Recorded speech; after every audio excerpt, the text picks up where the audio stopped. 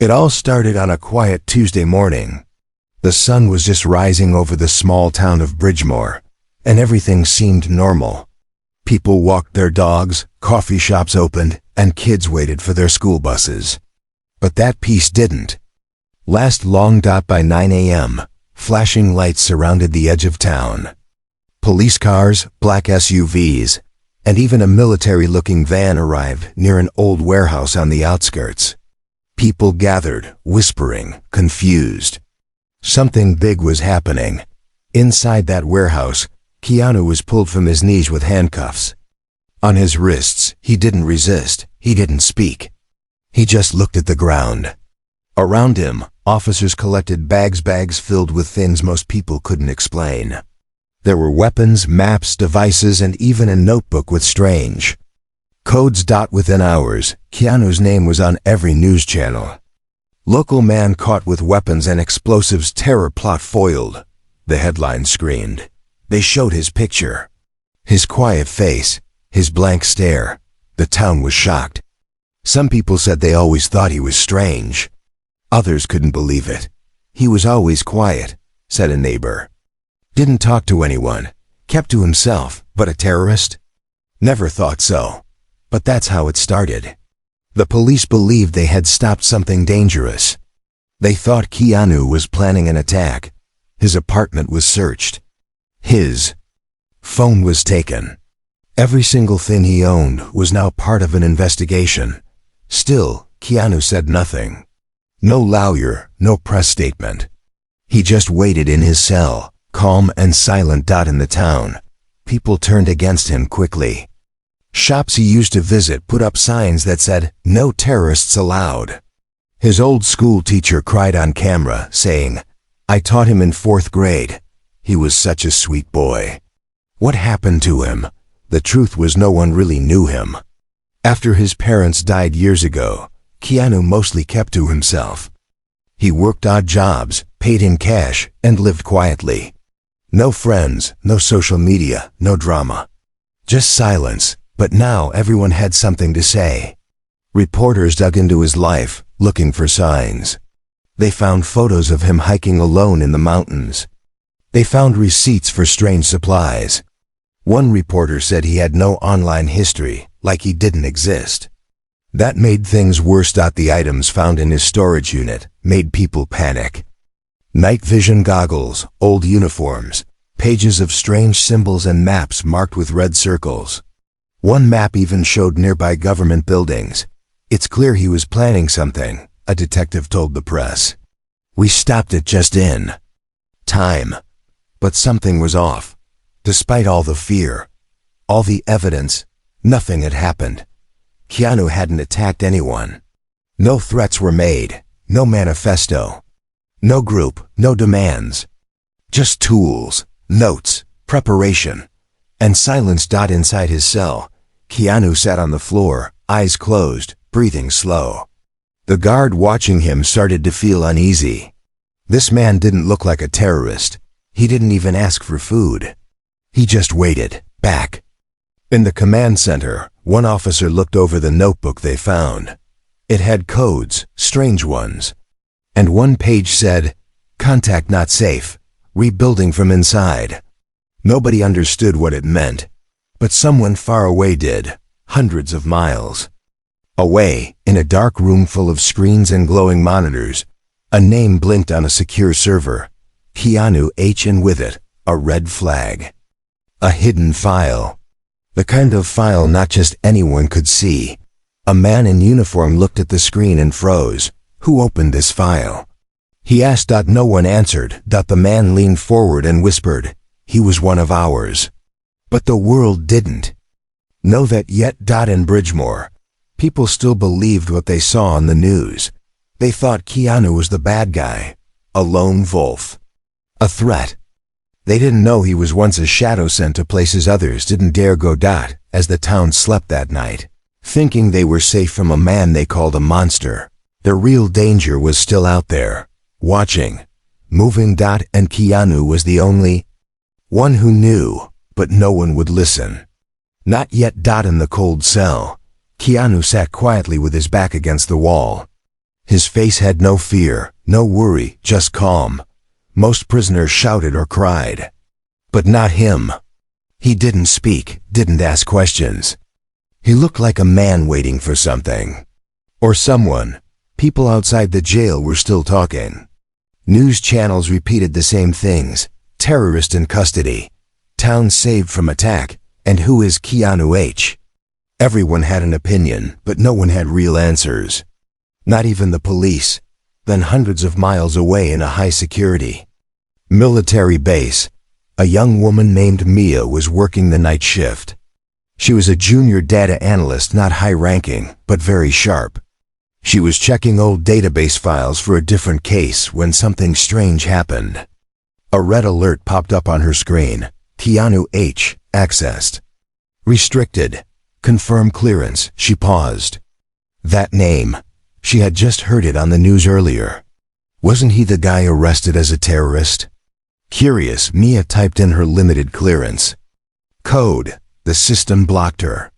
Classified level 5, unauthorized access. That was odd. Why was a man being called a terrorist connected to a level 5 classified file? She knew those files were used only for deep Black Ops missions. No one ever talked about. Something didn't feel right. She opened a backdoor system to view the mission logs. She couldn't see everything, but she could pull small pieces. 1. Name kept repeating. Keanu H. He had been part of a mission overseas, over 5 years ago. Then, nothing. His file ended with the words, off the grid. By choice. Mia's hands shook a little. This guy isn't just some criminal, she whispered. He was one of ours. She dug deeper. Mission records showed Keanu had worked with a small elite unit, covert operatives sent behind enemy lines. Their jobs were dangerous, and their existence was never made public. Keanu's unit had stopped illegal weapon trades, human trafficking, and rogue spies. He had medals, top ones, but no one knew. Because he had vanished after one mission in the Middle East. His last report, target eliminated, traitor within ranks. Going dark. Since then, nothing. Mia leaned back in her chair, heart racing. Why is this guy in a jail cell? She copied a few lines of the mission file into a secure drive and shut everything down. She knew she was breaking rules, but something inside her said it was worth it. Back in the small-town jail, the guard who had been watching Keanu stepped out for coffee. Another man entered. He wore a dark suit, no name tag, no badge. Just cold eyes. He sat across from Keanu in the small room. You're making noise again, the man said. Keanu didn't reply. You should have stayed gone. You were a ghost. Now you've become a problem. Still, Keanu said nothing. The man leaned in closer. We buried your past for a reason. Do not bring it back to light. Let the public think you're a terrorist. It's better for everyone. Finally, Keanu looked up. They're already here, he said softly. You people are too late. The man's face changed. He didn't ask what Keanu meant. He already knew. And that scared him. Meanwhile, Mia made a quiet call to someone she trusted, an old field agent named Carter. He had trained Keanu years ago. She told him what she found. There was silence on the line. Then Carter said, he told us not to come looking. Said if he ever showed up again, something worse was coming. Mia asked, do you think he's really a terrorist? No, Carter said without doubt. If Keanu's preparing for something, it means someone's coming, and we're not ready. Mia hung up and felt a cold chill. The news had it all wrong. Keanu wasn't the danger. He was the warning dot in the town. The police were still trying to understand Keanu's notebook. The strange symbols weren't Arabic or Russian. They weren't even military codes they recognized. What they didn't know, those symbols were part of an old system used by deep cover agents. A language meant to hide secrets even from allies. Keanu wasn't planning to attack. He was trying to stop one, and no one believed him. Not yet, but someone soon would, because the real threat was already moving slowly, carefully, like a shadow. Underwater. And Keanu, locked in a small jail cell, was the only one who saw it coming. The days passed, but Keanu still didn't speak to the police.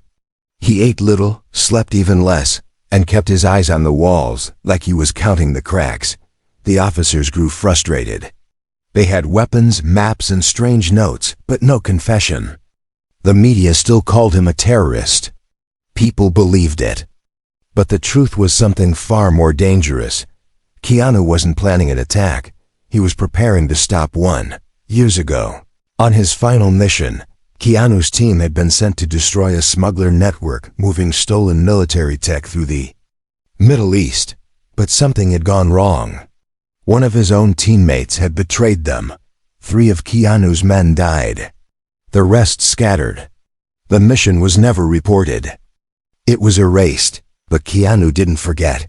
He had tracked the traitor for years, quietly, alone, from city to city, country to country. He found names, patterns, hidden messages passed through fake companies, shipping crates, and dead drop messages. One name kept coming up again and again: Sable. No photo. No real ID, just a symbol. A snake eating its own tail. Then one day, Keanu saw a familiar mark spray painted on a broken-down trailer just outside Bridgemore. That's when he knew they were here, in his home country. And worse, they were blending in. The strange maps and marked buildings? Those were not targets. They were locations where Keanu had spotted Sable's people. An old water plant. A closed-down train station. A forgotten military depot. Places no one paid attention to. Places perfect for storing something dangerous. He had no one to report it to. He wasn't in the system anymore. The military had buried his name. The moment he tried contacting them, they'd either ignore him or silence him. So he did what he had to. He watched. He followed. He collected evidence. The night he was arrested, he had just returned from one of those buildings. Inside, he had found strange containers. Metallic crates with no markings but heavy locks. He didn't open them. He didn't need to. He knew someone was preparing for something big, something deadly, and it would happen soon. Back in the city, Mia was still digging. She had managed to get a quiet meeting with Agent Carter in an old parking garage. He looked older than she expected. Gray beard, tired eyes.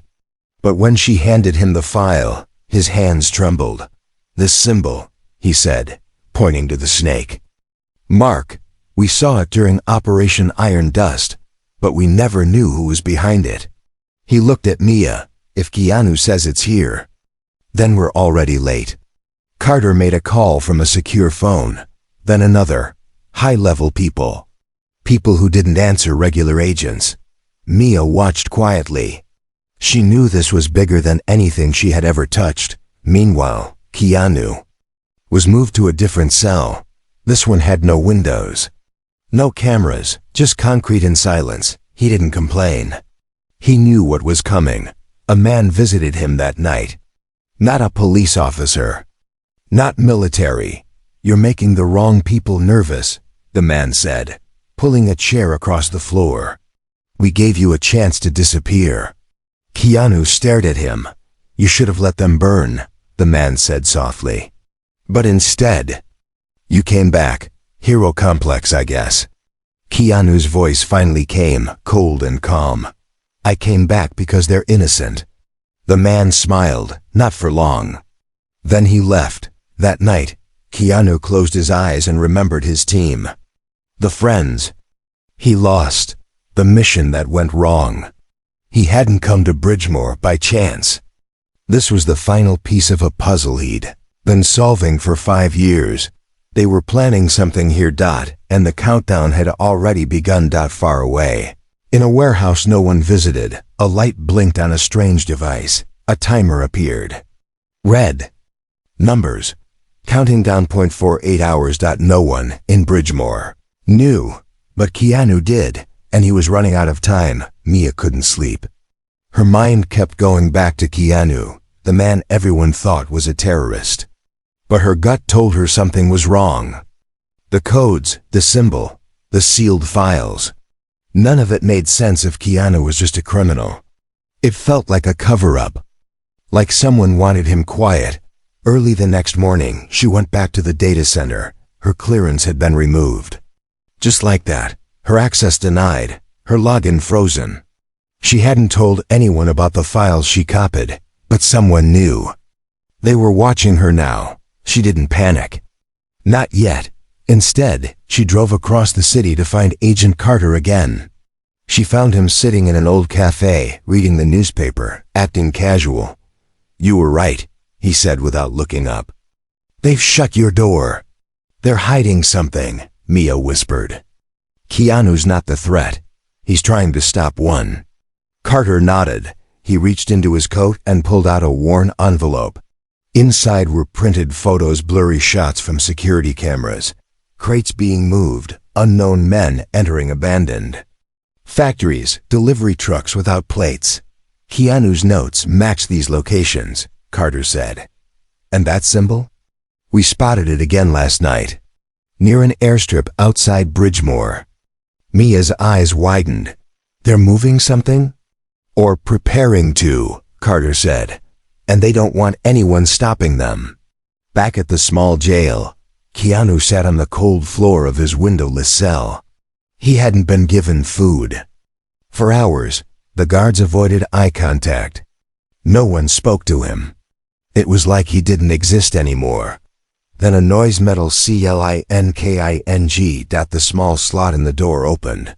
A voice whispered, "They're coming for you tonight." It was a young voice.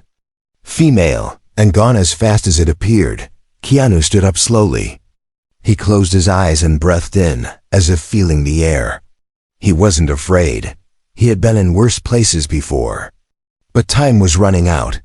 He needed to get out. That night, Mia and Carter drove to Bridgemore. They stayed off the main roads and stopped 2 blocks away from the jail. Carter handed Mia a tablet. It showed a thermal map of the building. Red spots moved inside guards. But one room deep underground was cold and empty. That was Keanu's cell. "They've isolated him," Mia said. "They're not planning to keep him alive," Carter answered. "We have to move fast." Inside the jail, Keanu heard footsteps. 4 men, quiet, not normal guards. He stood near the back wall, waiting. The door opened. A flashlight blinded him. One of the men said, "We're transferring you. Stand up." Keanu obeyed. But his hands were not cuffed this time. That was the first sign. As they walked him down the hall, he noticed something strange. No cameras. The lights flickered slightly. The hallway was empty. 2 empty. Suddenly, he stopped. The man behind him said, "Keep moving." Keanu turned slightly. "I know what this is." "You're not moving me anywhere." A gun pressed into his back. Then Keanu moved fast. He grabbed the man's wrist, twisted it, and took the weapon. A short fight followed. 2 men went down in seconds. The other 2 ran, but it was too late. Keanu had escaped. He didn't run blindly. He knew the building. He had memorized every detail the moment he entered. Upstairs, alarms rang. Guards panicked. No one knew what was happening. Outside, Mia and Carter heard the sirens. "He's loose," Carter said. "Now we follow." Keanu found an emergency door and kicked it open. Cold air hit his face. He was outside. Finally, a black car pulled up fast. Mia opened the door. "Get in." Keanu stared at her for a second, then nodded and climbed inside.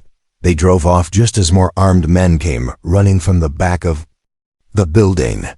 But they were too late. Inside the car, silence filled the space. Keanu looked at Mia. "Why are you helping me?"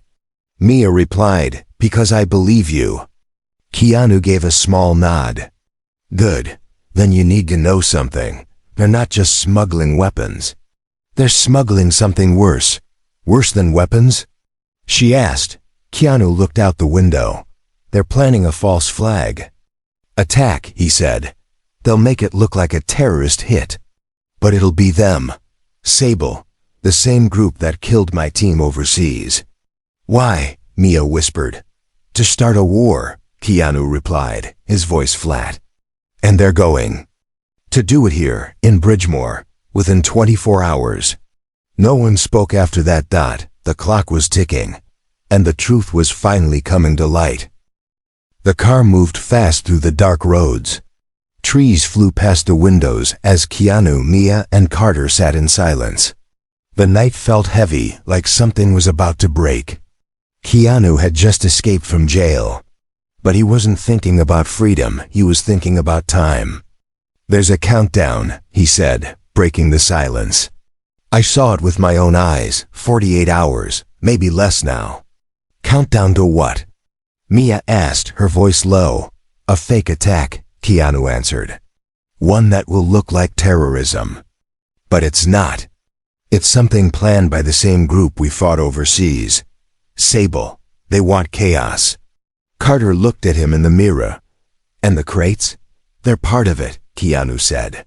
Inside those crates are energy devices, high-powered, military-grade explosives. But clean. No radiation, no trace. They'll use one, maybe two. Enough to destroy a government building. Then blame a made-up group. Start panic.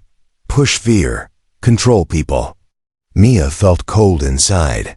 And Bridgemore is the first hit? Yes, Keanu said.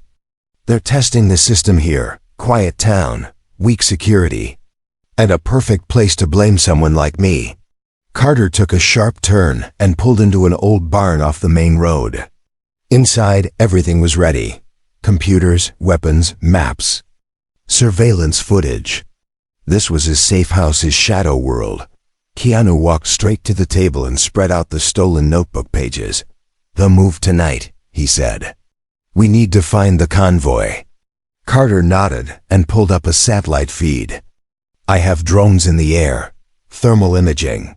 Trucks were seen entering a storage yard east of town 2 hours ago. Keanu leaned over the screen. That's it. That's where they'll load the device. Mia watched the two men, silent, focused, deadly. They didn't need many words. They knew how to work. She felt small next to them, but she knew she had something to offer. I still have one live ID in the defense network, Mia said.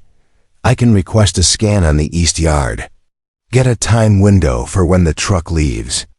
Carter looked at her. You sure? They're already watching you. I don't care, she said. This is bigger than me. She got to work. Meanwhile, Keanu walked to the back room, alone. He opened a small box, wrapped in cloth. Inside was a photo. His old team, all of them smiling. Before the mission went wrong.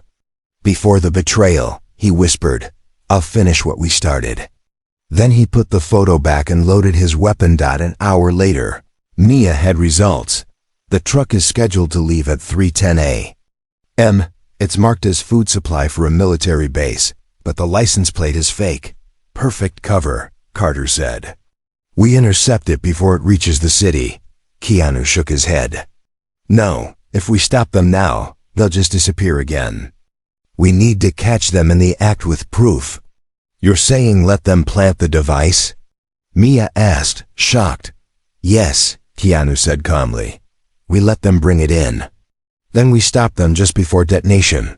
Record everything. Capture one of them alive. That's the only way the public will believe the truth. Carter sighed. It's risky.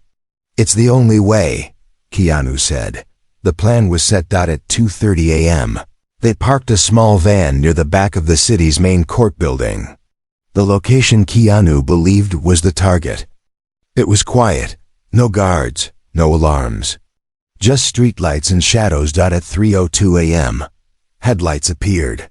A black truck, no markings, rolled down the street slowly. It stopped near the side entrance. Two men jumped out. One opened the back and rolled out a large crate, hidden under a tarp. Keanu whispered, that's it. He and Carter moved fast, silent like ghosts. Mia stayed in the van, watching through the camera. As the men began setting up the device, Keanu stepped out from the shadows. Don't move, he said, pointing his gun. The men froze, then reached for their weapons. Carter fired first. One man dropped. The second ran. Keanu chased him. They ran through the alley, down the side of a parking lot. The man slipped, fell, and Keanu pinned him. "Who's your contact?" Keanu asked, pressing his knee into the man's chest. The man smiled. "It's too late. You can't stop it." Then he passed out something hidden in his mouth. A capsule, poison. Keanu stared at the lifeless body. Back at the truck, Mia recorded everything. The device, the truck plates, the dead man's face. They had proof now, but Keanu wasn't smiling. "We stopped this one," he said. "But it's only the beginning. Sable never moves just once. This was a test," Carter agreed. "We need to go public." "Fast," Mia nodded. "I know who to send this to." But in the shadows across the street, a man stood quietly, watching. He held a phone to his ear. "They stopped Unit 1, he said. "Send the others." The war had just begun. The video Mia sent went to someone she trusted, a journalist named Ray Vickers. He wasn't just any reporter. He was known for digging deep and telling the truth, even when it made powerful people angry. He watched the footage of the truck, the device, and the dead man. He listened to the voice recordings and studied the files. Then he called Mia. "This is big," he said. "If I post this, people will panic." "Good," Mia replied. "Because this is real." Ray agreed to release the story. But he warned her, "Once it's out, they'll come after all of you." Mia knew that already. So did Keanu. The next morning, the video exploded across social media. The headlines changed quickly: terrorist or hero. Secret operation stopped in small town. Who is Keanu H? The public was confused. Many still believed Keanu was a criminal, but others were starting to question the official story. The footage showed real danger, real weapons, and someone was clearly behind it all. In a secret base far from Bridgemore, a group of powerful men watched the same video. Their leader, called only Director Vale, stood silently, arms crossed. "We underestimated him," Vale said. "Keanu's alive, and he's turning people against us." One of the officers replied, "Should we send a cleanup team?" "No," Vale said. "Send the ghost unit, quiet, clean, no loose ends." Back in Bridgemore, Keanu, Mia, and Carter were hiding in an abandoned farmhouse. They moved every few hours. Drones were scanning the area. Keanu noticed them in the sky, circling like vultures. "They know we're alive," he said. Carter checked his weapons.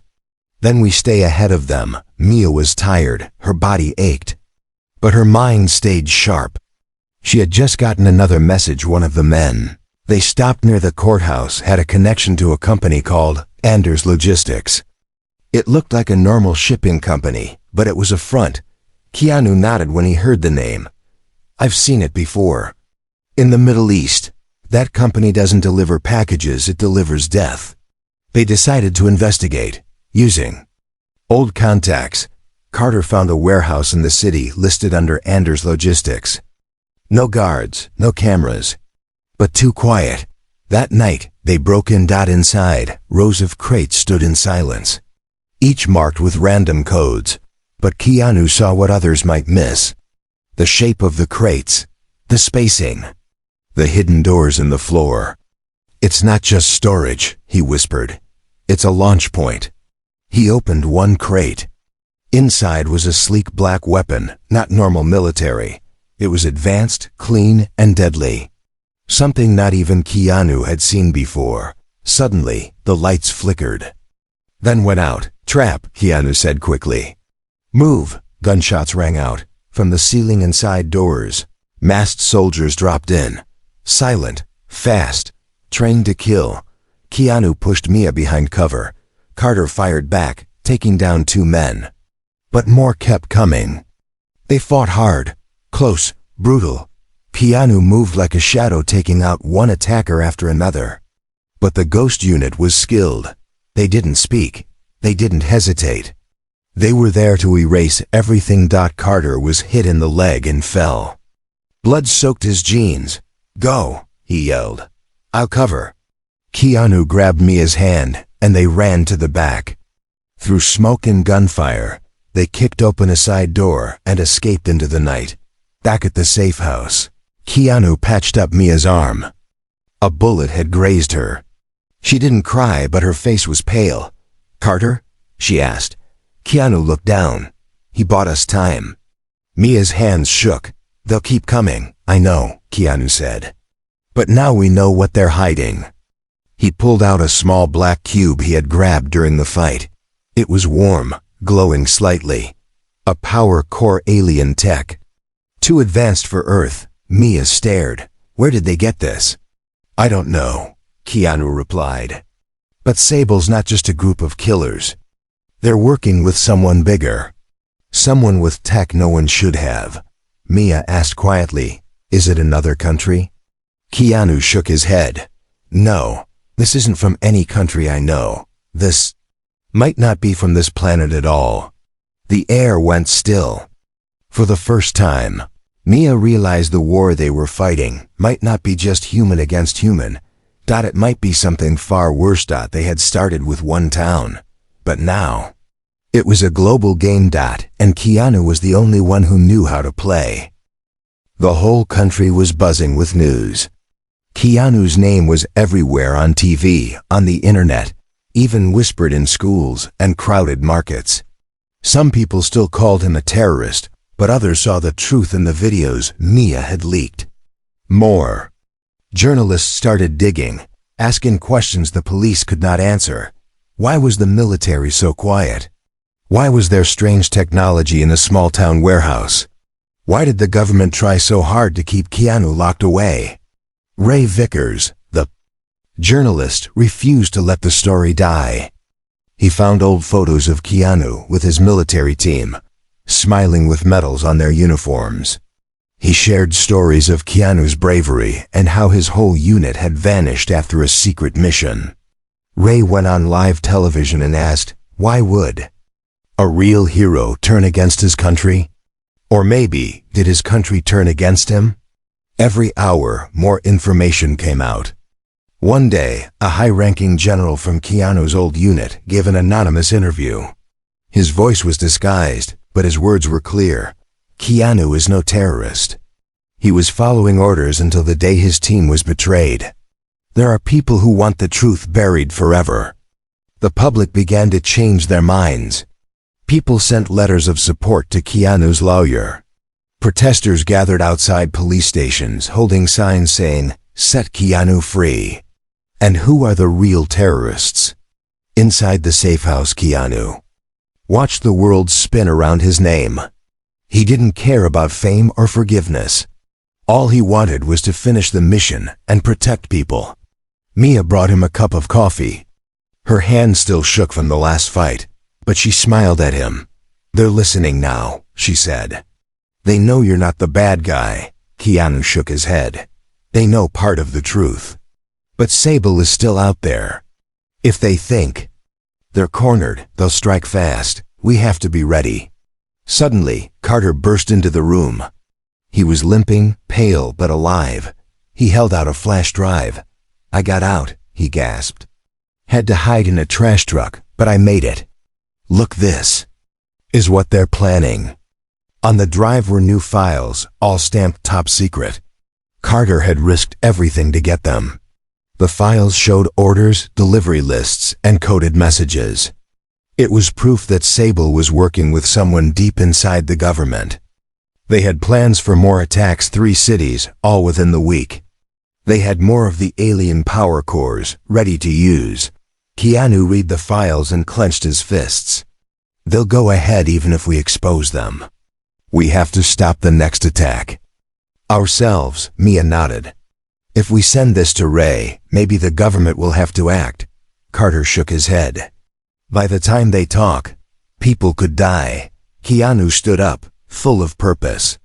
"We do both. Mia, send the files to Ray and every news station." "Carter, Help me make a list of safe contacts, people in law enforcement and the military who might still do the right thing. They worked all night. Mia's hands flew across the keyboard, sending documents, videos, and messages everywhere. Ray posted everything, including a photo of the alien cube, asking, "What is this? And why does a secret group have it?" Social media exploded with theories. Some thought it was just science fiction, but others believed Carter used old contacts to tip off local police in the next city. Keanu, meanwhile, planned the next move, studying maps, checking city blueprints, and marking possible targets. His mind worked quickly, never stopping. By sunrise, police in 3 cities had started searching warehouses connected to Anders Logistics. 2 attacks were stopped. Weapons and alien tech were found. Dozens of Sable's agents were arrested, but the group's leaders escaped. All this was happening fast. On live TV, the government was forced to give a statement. A tired official sighed, "We are investigating a criminal network. Keanu H. is being released while we continue our work." In the safe house, Keanu heard this and smiled, just a little. For the first time, he allowed himself to hope. That evening, Ray Vickers did a special news report. He praised Mia, Carter, and especially Keanu. Sometimes the real heroes are the ones who walk in shadows, who sacrifice their own names to keep the rest of us safe. We may never know the whole truth, but today, the world owes a debt to a man called Keanu. The safe house was quiet. Carter slept, healing. Mia watched the news with tears in her eyes. Keanu just looked out the window at the city lights. The battle wasn't over. Sable was still out there. But tonight at least he had helped save innocent lives. That was all he ever wanted. Somewhere in the darkness, phones buzzed. Sable's leaders were hiding, but they were watching, planning. Keanu knew they would come again. But so would he. He would never stop protecting those who couldn't protect themselves. And now, finally, he was not alone. Keanu walked quietly down a busy city street, wearing a simple coat and hat. No one noticed him. To the people around him, he was just another man lost in the morning crowd, but inside he felt different. He was finally free. After weeks of running, hiding, and fighting in the shadows, he could breathe again. It wasn't over, not really. The news had changed everything, but not everyone believed the whole story. Some still looked at him with suspicion. Some saw him as a hero, but most people simply didn't recognize him. And that was fine with Keanu. He never wanted fame or praise. He just wanted peace, even if it was only for a little while. Ray Vickers' special news reports had made Keanu's name famous for a few days. Video showed him walking out of the police station, not in handcuffs but as a free man. Mia and Carter stood with him, reporters shouting questions, cameras flashing. But Keanu said very little. He looked tired, but calm. The only thing he told the crowd was, "There's more to protect than just my name." That same night, the government announced the investigation would continue. Sable was called a terrorist group, and police promised to search every lead. The alien technology was sent to secret labs, and soldiers stood guard around the crates. Carter was taken to a hospital and given a medal for bravery. Mia received thanks from her supervisors, but she refused to go back to a quiet desk job. She wanted to help stop threats, not just file them away in old computer systems. But Keanu did not stay. The morning after his release, he left a short note for Mia and Carter. "Thank you for believing. I'll be in touch."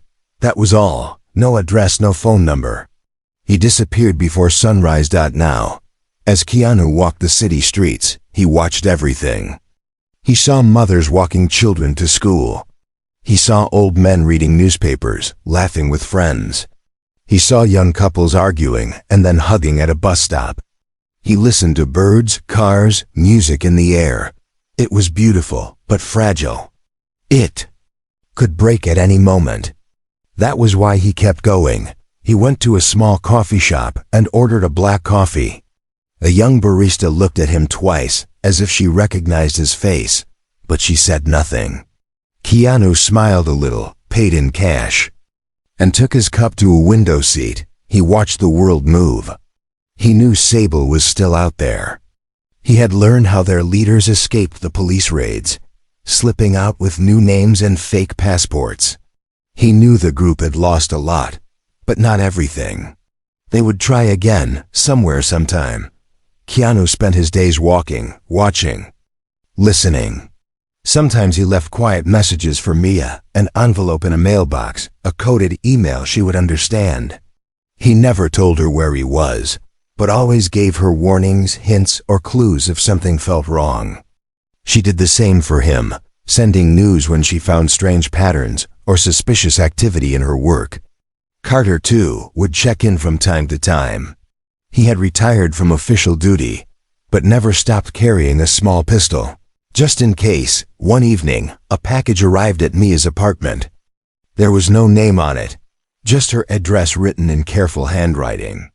Inside, she found a folded map, a flash drive, and a simple note. "Watch this place. They're starting again. K." She smiled softly and sent a text to Carter. "He's still out there." Together, they prepared to act. Just as before Dada's months passed, Keanu became a legend. Some said he was hiding in the mountains. Others claimed he was helping refugees across borders. A few believed he was gone forever. But every now and then, in cities where trouble stirred or strange things happened, there were rumors. A man in a plain coat, sharp eyes, always watching. Criminals disappeared. Attacks were stopped before they could start. And those who tried to hurt the innocent seemed to vanish like smoke. Mia and Carter never saw Keanu in person again, but they felt his presence. Whenever a disaster was avoided, whenever a plot was uncovered, they knew who was behind it. He was the ghost in the crowd, the silent guardian. He didn't need medals or thanks.